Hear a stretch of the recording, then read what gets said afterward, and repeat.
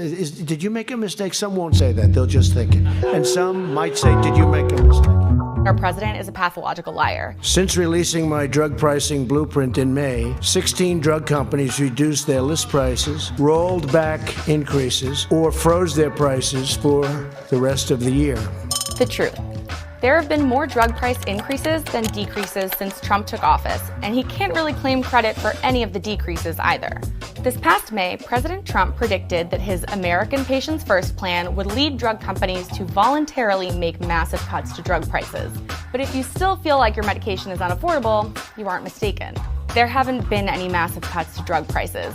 In the first 7 months of 2018, there have been 96 drug price hikes for every price cut. The American middle class is effectively funding virtually all drug research and development for the entire planet. The truth. Pharmaceutical company profits far exceed research and development expenses. Once again, Trump refuses to blame pharmaceutical companies for high drug prices. Instead, he says that drug prices have to be high in order to compensate drug companies for the cost of researching and developing new drugs. However, in 2015, the top 100 drug companies spent an average of just 8% of their revenues on R&D. Another study found that in 2015, the US paid $40 billion just for higher drug prices. That's 1.7 times the amount that major pharma companies spent on global R&D that year. In other words, US drug prices are so high, we could subsidize the entire world's pharmaceutical research and development, and then some. For decades, other countries have rigged the system so that American patients are charged much more for the exact same drug. In other words, Americans pay more so that other countries can pay less. Very simple. The truth. U.S. drug prices aren't high because of global freeloaders. U.S. drug prices are high because they're unregulated.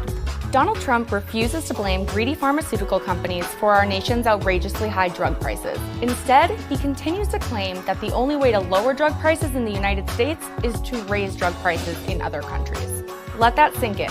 The pharmaceutical industry is one of the most profitable industries in the world. From 2006 to 2015, the 25 largest U.S. drug companies had average global profit margins of between 15 and 20%, more than double the profit margins for comparable non-drug companies. Further, drug companies don't pay their fair share in taxes. Oxfam estimates that Pfizer, Johnson & Johnson, Merck, and Abbott dodge a combined $2.3 billion in taxes each year in the U.S. That's enough money to provide health insurance for nearly 1 million uninsured children per year.